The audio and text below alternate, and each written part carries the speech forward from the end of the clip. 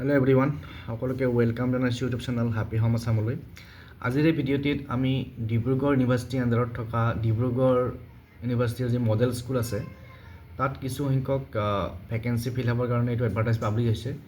তো ইয়াতে direct walk in interview হ'ব, কেতিয়া হ'ব গোটেইখিনি আমি ডিটেইলছত চাম। আশা কৰিছোঁ ভিডিঅ'টো শেষলৈকে চাব। যিসকলে চেনেলটো নতুনকৈ আহিছে ছাবস্ক্ৰাইব কৰি ল'ব আৰু ভিডিঅ'টো শ্বেয়াৰ কৰি দিব আপোনালোকৰ ফ্ৰেণ্ডৰ মাজত। তো এইটো এডভাৰটাইজ ওলাইছে যোৱা 8 ডিচেম্বৰত। তো ৱাক ইন ইণ্টাৰভিউটো হ'ব অহা 16 ডিচেম্বৰত, 16 ডিচেম্বৰত আৰু Chintan the conference hall office of the registrar of Dibrugarh University, এই চিণ্টন নামৰ কনফাৰেন্স হলত হ'ব। ভেকেন্সিখিনি কি আছে চাব। প্ৰথমতে আছে name of post assistant teacher mathematics on contract basis.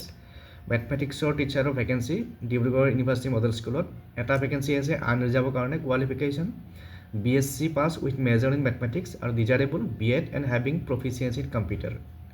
Salary হ'ব 18,246 আৰু ইণ্টাৰভিউ টাইম হ'ব 10:30 AM, 10:30 বজাত।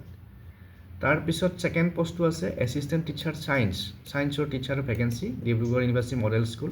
ভেকেন্সি আছে এটা আৰু qualification BSc pass with major in botany or zoology আৰু BEd and having proficiency in computer, তেওঁলোকে প্ৰিফাৰেঞ্চ পাব।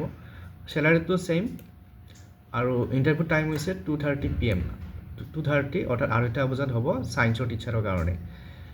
তাৰপিছত ইয়াতে কণ্ডিশ্যনখিনি লিখা আছে কেনেকৈ যাব লাগিব আৰু যিসকলে যাব তেওঁলোকে অৰিজিনেল ডকুমেণ্টছৰ কপি আৰু ছেল্ফ এটাষ্টেড কপিজ নিব লাগিব একদম মেট্ৰিকৰ পৰা।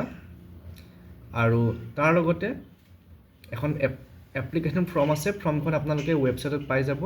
আৰু যিটো গ্ৰেড 3 পষ্টৰ কাৰণে যিখন ফৰ্ম আছে সেই ফৰ্মখন ফিল আপ কৰি পেলাই লৈ যাব লাগিব। তাৰপিছত নিজৰ নামটো ৰেজিষ্টাৰ কৰিব লাগিব। ৰেজিষ্টাৰ কৰিব টাইমত 300 টকা ডিপ'জিট কৰিব লাগিব as registration fees at the venue on the day of interview. যিদিনাখন ইণ্টাৰভিউ যাব সেইদিনাখন এটা 300 টকা ৰেজিষ্ট্ৰেশ্যন ফিজ দিব লাগিব। বাকী এজ ৰিলেক্সেশ্যন যিটো পাব সেইটো চৰকাৰৰ ৰুল মতে পাব। আৰু কেণ্ডিডেটসকলৰ এখন PRC permanent resident certificate proof দিব লাগিব, অৰ্থাৎ অসমৰ যে পাৰ্মানেণ্ট ৰেচিডেণ্ট হয় সেইটো প্ৰুফ দিব লাগিব। আৰু এইটো এডভাৰটাইজমেণ্ট আপোনালোকে ডিব্ৰুগড় ইউনিভাৰ্চিটিৰ ৱেবছাইটত ৰিক্ৰুটমেণ্ট ছেকশ্যনত গৈ পেলাই এইটো এডভাৰটাইজ ডাউনলোড কৰিব পাৰে। ডাউনলোড কৰি পেলাই ভালকৈ ষ্টাডি কৰি পেলাই সেই ৱাক ইন ইণ্টাৰভিউত যাব পাৰিব যিসকলৰ কোৱালিফিকেশ্যন আছে বা যিসকলে এই জবকেইটা কৰিব বিচাৰে।